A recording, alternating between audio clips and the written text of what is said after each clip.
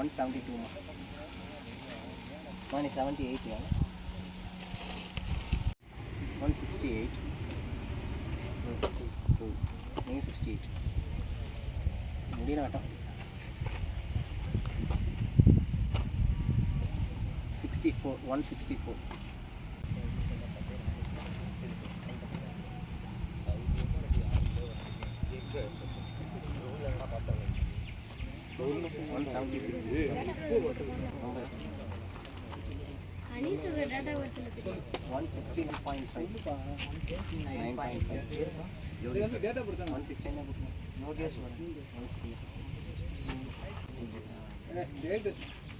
177 centimeter.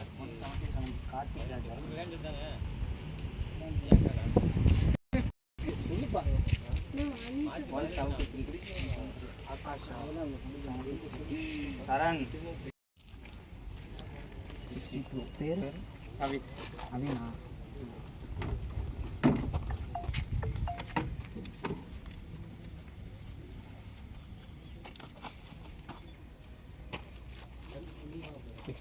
पेर का Abhilash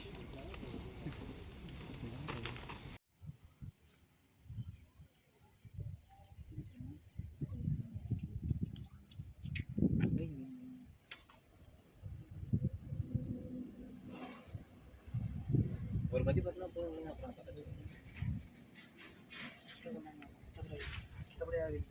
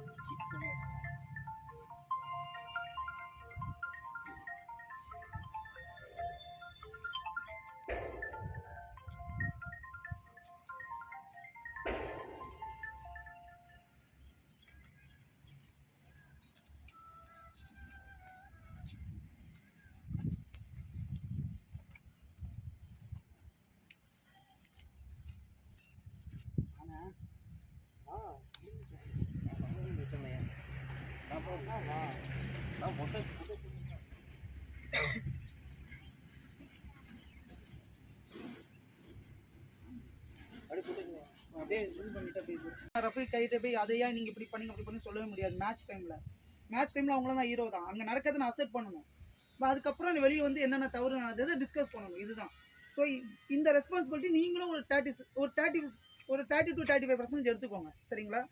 referees கிட்ட ரொம்ப ஆர்குமெண்ட் வச்சுக்காதீங்க. தவறு இப்போ பிளேயராக நீங்கள் எவ்வளோ புதுசாக அந்த மாதிரி ரெஃபரிஸும் புதுசு தானே, அவங்களுக்கு இந்த கேம் அவங்களும் புதுசு தானே. ஸோ ஒரே டைமில் ரெஃபரி எவ்வளோ வேலையை பார்த்துட்டு இருக்காங்கன்னு யோசிக்கணும். நம்ம 10 பேருக்கு 2 ரெஃபரி, பால் நம்ம 1 பிச்சில் போடுறோமா, அப்டிமெண்ட்ஸ் வந்து ஷூட் பண்ணுறோமா, டபுள் ஷூட் பண்ணுறோம், பால் ஒயிட்டில் பட்டா இல்லை எல்லோவில் பட்டா, பட் ரிட்டர்ன் ஒரு பாலை ஆப்போனன்ட் டீம் பிளேயர் பிடிச்சாங்களா இல்லை நீங்கள் பிடிச்சிங்களா, இது அவுட்டு கொடுக்கணுமா பாயிண்ட் கொடுக்கணுமா, இல்லாட்டா டவுன் டிவில்ஸ் வந்து ஏரியா கொடுத்தனா 2 பாயிண்ட் கொடுக்கணுமாங்கிறது யார் டிசைட் பண்ண வேண்டியது இருக்குது? ரெஃபரிஸு. அப்போ உங்களோட அதிகபட்ச ஒர்க் யாருக்கு இருக்குது? அந்த ரெஃபரிஸ் நீங்கள் விளையாட அவங்க அவ்வளோ ப்ரெஷரில் தான் நம்ம கூட விளையாடிட்டு இருப்பாங்க, ரெஃபரிஸாக இருந்துட்டு இருப்பாங்க. தென் ரெஃபரிஸோட ஒர்க்கு உங்களுக்கு தெரியும்ல, ரோலிங் தான். திருப்பி வந்து உட்காருவாங்க, திருப்பி வந்து உள்ளே நிற்பாங்க. அவங்க இந்த லீக் முடிய வரைக்கும் அவங்க எவ்வளோ பிஸியில் இருப்பாங்க. சரிங்களா? அப்போ அவங்கள்ட்ட போய் நம்ம சின்னதாக ட்ரிகர் பண்ணாலும் அங்கே என்ன நடக்கும்? அங்கேருந்து வர ரிஃப்ளெக்ஷன் கொஞ்சம் அதிகமாக இருக்கும். அதை நம்ம அசெப்ட் பண்ண ரெடியாக மாட்டோம். அதனால சொல்கிறேன், அந்த மாதிரி பேட் இம்பாக்ட் இல்லாமல் அதை ஃப்ரெண்ட்லியே எப்படி ஆக்சஸ் பண்ணுங்கிறத நம்மள்ட்டேருந்து அவங்க கற்றுக்கிட்டு வெளியே போகணும். சரிங்களா? ஸோ இதுதான், இந்த பேசிக் நாலேஜோடு தான் நம்ம கேமுக்குள்ளேயே நம்ம போக போகிறோம். சரிங்களா? ஓகே, இப்போ நம்ம கேமை பற்றியான ஒரு சின்ன இன்ஸ்ட்ரக்ஷன் தான். 2-3 டவுட்ஸுக்குள்ளே இருக்குன்னு சொல்லிட்டு இருந்தாங்கல்ல, பார்த்த டவுட்ஸை கிளியர் பண்ணிடலாமா? ஓகே, சரி. ஃபஸ்ட்டு யாரோ ஒருத்தர் தான் டவுட்டு கேட்கணும். அந்த டவுட்டுக்கு தர ஆன்சர் எல்லாருக்கும் புரியணும். அதுக்கப்புறம் தான் அடுத்த டவுட்டுக்கு நம்ம போகணும். சரிங்களா? ஃபர்ஸ்ட் ஏதாவது டவுட் இருந்தால் ஃபர்ஸ்ட் கேட்டுருங்க. ஒருத்தர் கையை நீக்கிட்டு கேளுங்க. எல்லாரும் கையை நீக்கிட்டு ஹேண்ட்ஸ் அப் பண்ணுங்க. யார் டவுட்? ஷூட் பண்ணுறப்ப கால் கொஞ்சம் ஃப்ரெண்டில் வந்துருங்க. ஷூட் பண்ணுறப்ப கால் தூக்க சொல்கிறேன். இந்த கால் பாதி இருந்ததுன்னு அடிக்கலாம்ல. இப்போ நீங்கள் வச்சிருக்கீங்க பார்த்தீங்களா, இதுதான். இந்த பாருங்க, பால் ரிலீஸ் ஆனால் நம்ம காலை தூக்கிடலாமா? தூக்கிக்கலாம். பட் நல்ல ஒரு விஷயம் நீங்கள் புரிஞ்சுக்கோங்க. நீங்கள் வந்து காலை தூக்கவே கூடாது, அதுதான் ஃபேக்ட்டு. சரிங்களா? இப்போ கையில் பால் வந்துச்சு, போட்டு பிடிக்கிங்க. சரிங்களா? இப்படி தான் இருக்கணும். நீங்கள் அந்த ஆக்ஷன் படி தூக்கி ஒரு ஸ்டெப் எடுத்து வச்சாலும் அது ஃபவுலாக மாறும். இல்லை சார், நான் ஷூட் பண்ணுறப்ப பால் ரிலீஸ் ஆகிடுச்சு சார். அதுக்கப்புறம் கால் தூக்குறான். ஆனால் இன்னும் ரீச் ஆகல போஸ்ட்டில்.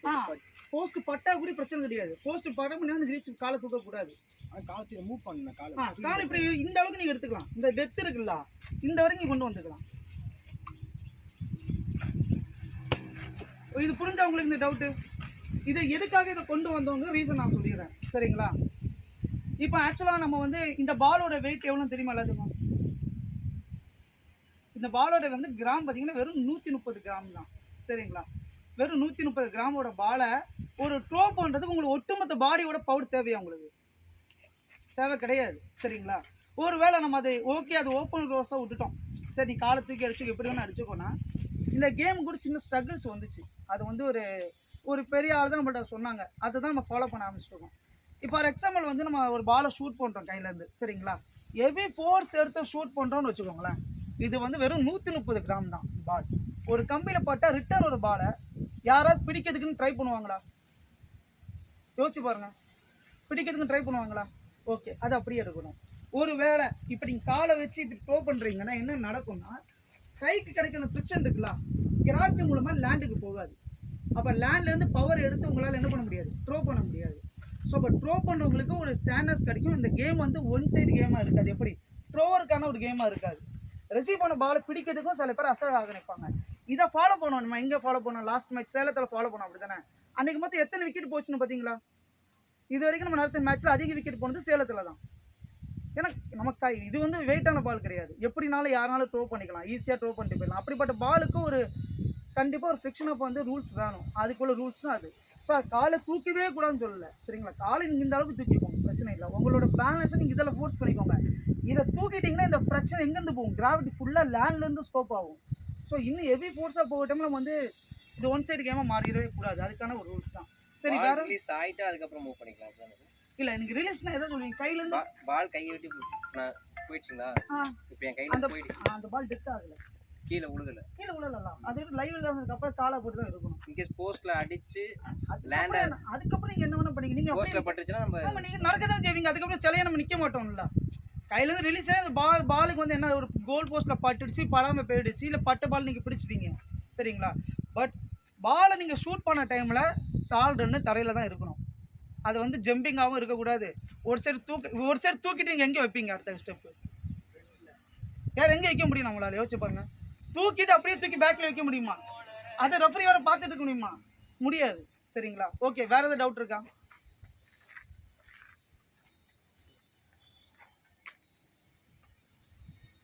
சார் வேறு டவுட்? சார் மேட்ச் விளையாட போயிடலாமா சார்? அந்த 5 டீம் மட்டும் சைடில் வாங்க.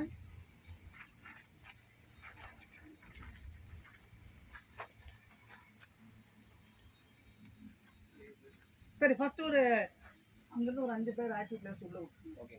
பொசிஷன் கிளியராக இருக்குல்ல, தெரியுங்களா? பிளேயர்ஸோட position: centre line player, left centre player, right centre player, left down player, right down player. சரிங்களா? ஓகே சார், நீங்கள் அந்த டீம் 5 பேரை மட்டும் பிரித்து உள்ளே கொண்டு போயிருங்க. இங்கேயும் 5 பேரை பிரித்து உள்ளே கொண்டு போயிருங்க.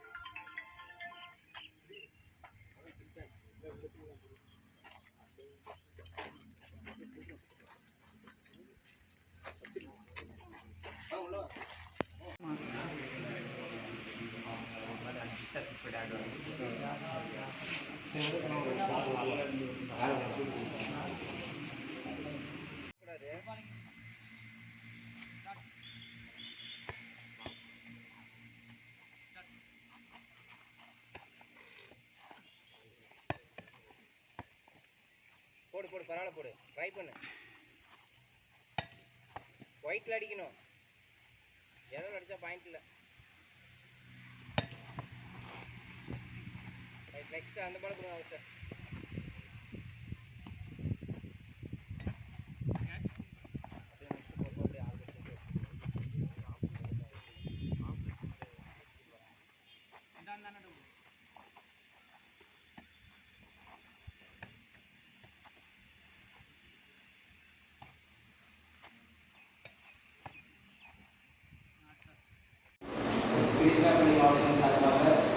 வீரர் அணிக்கான தேர்வு சிறப்பாக நடைபெற்று முடியும் தருவாயிருக்கிறது. இந்த வாய்ப்பினை வழங்கிய தமிழ்நாடு ராக்கெட் பால் சங்கம் அவர்களுக்கும் சங்க உறுப்பினர் அவர்களுக்கும் தலைவர் செயலாளர் உறுப்பினர் அவர்களுக்கும் மற்றும் நம்மளோட founder general secretary Gopalakrishnan sir அவர்களுக்கும் மனமான நன்றி எங்களுக்கு இந்த வாய்ப்பு சின்ன ஒரு இடைவெளியாக தான் கிடச்சிது. இது என்னால் பண்ண முடியாத ஒரு இடமா தான் இருந்துச்சு. இதனால சரி பண்ணி தான் சுச்சுவேஷனில் நான் கொண்டு இங்கே சொன்னோம். அடுத்த முறை வாய்ப்பு கிடைச்சதுன்னா அடுத்த மேட்ச் வந்து நம்ம சிட்டியில் தான் இருக்கும். அதனால் நீங்கள் மாணவர்களாதீங்க. என்னால் எவ்வளோ தூரம் ட்ராவல் பண்ண வச்சுட்டாங்க நினச்சி எந்த ஒரு இதுவும் வச்சுக்காதீங்க. எங்களால் முடிஞ்சாலே நம்ம சப்போர்ட் பண்ணி கொடுத்துருக்கோம். இனிமேட்டு உங்களோட கையில் தான் எல்லாமே நம்ம இங்கே திருச்சியிலிருந்து தேர்வான தமிழர் டீம் வந்துட்டு கண்டிப்பாக நம்ம ஒரு முதல் இடத்தை பிடிக்கணும் அப்படிங்கிறது நம்ம தமிழ்நாடு சார்பாக நான் கேட்டிருக்கோம். உண்மையாக இருந்து எனக்கு எல்லாமே சப்போர்ட்டாக இருந்த பத்மநாதன், சிவகுமார், கார்த்திக் அவர்களுக்கு ராக்கிபால் சார்பாக நிறைய தெரிவித்துக்கொண்டு திரு கோபாலகிருஷ்ணன் அவர்களை சில வார்த்தை பேசுகிறேன். மன்னிக்கணும். நம்ம என்னோட ஜூனியர் திரு யுவராஜ் விழுப்புரம் அவர்களுக்கு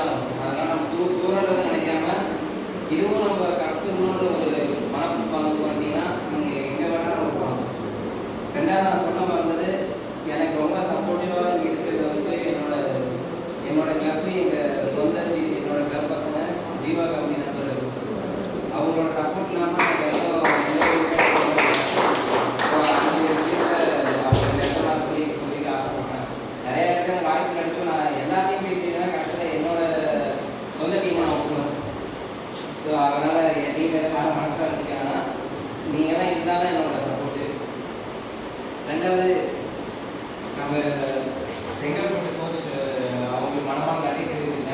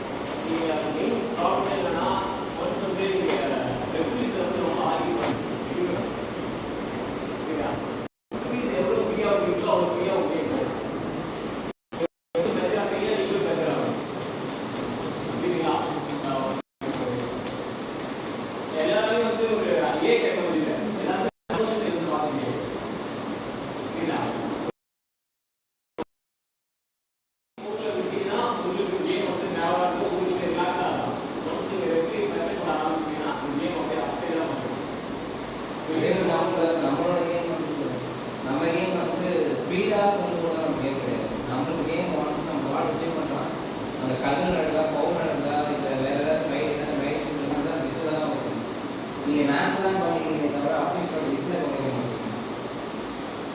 செகண்ட் வந்து முக்கியமாக கோபாலகிருஷ்ணன் சார் சொல்றதுன்னா நம்ம கேம் வந்து நீங்கள் கார்டு சிஸ்டம் கொண்டு வந்தீங்கன்னா எனக்கு உஷா இருக்கும். இம்ப்ளிமெண்ட் பண்ணால் ஸ்டூடெண்ட்ஸ்க்கு பேஸ் வந்து ஃபீல் சரி நம்ம பண்ணோம்னா கண்டிப்பாக ஏதாவது கார்டு போடுவாங்க கால் பண்ணுவாங்க ஒரு ஃபீல் இருந்துச்சுன்னா ஸோ இன்னும் கேம் வந்து நல்லபடியாக வரும்.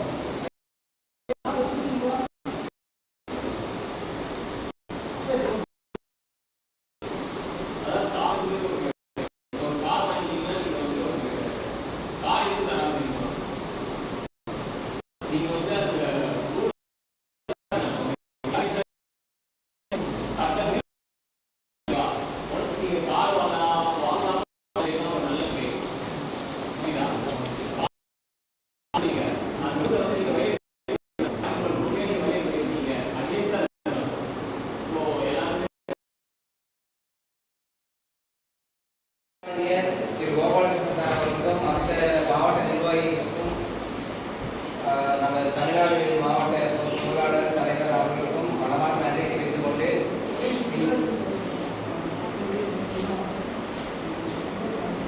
நமது தமிழக ராக்கெட் பால் அணியின் தலைவர் திரு ஐயப்பன் அவர்களுக்கு இந்த நேரத்தில் மனமான நன்றி தெரிவித்துக் கொண்டு நம்முடைய அவர் இல்லாத இந்த இடத்துலையும் அவர் பதிலாக இங்கே வந்து நம்ம கூட இருக்கிற general secretary founder of the game திரு கோபாலகிருஷ்ணன் அவர்களை முடிந்தவரை எங்களால் இந்த சாப்டரில் எங்களால் என்ன பண்ண முடியுமாலும்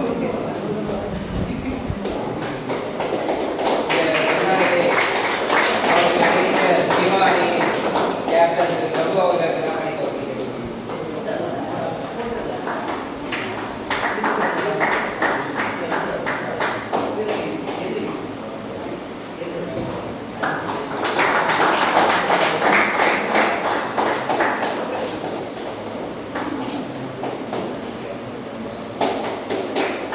கார்த்திக் அவர்கள் செங்கல்பட்டு மாவட்டம் பயிற்சியாளர் அவர்களுக்கு முன்னாடி போட்டி செலக்ட் பண்ணியிருக்கிறாங்க.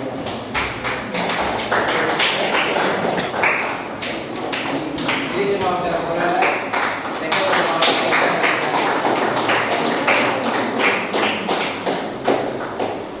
ஜீவானியின் பயிற்சியாளர் ராக்கெட் பால் கோச் திரு ஆனந்த் அவர்கள் எல்லாம் கவனிக்க முடியும்.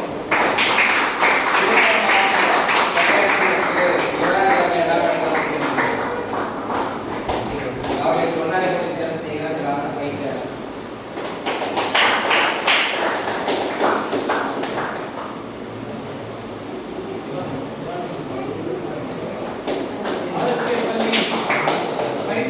பயிற்சியாளர் மற்றும் உடற்கல்வி ஆசிரியர்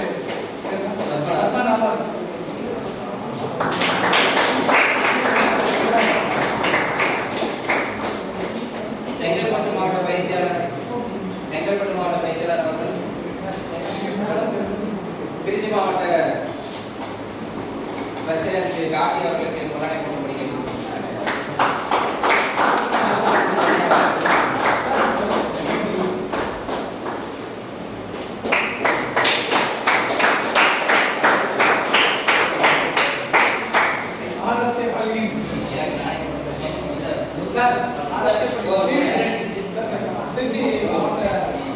செக்ரட்டரி அவர்களுக்கு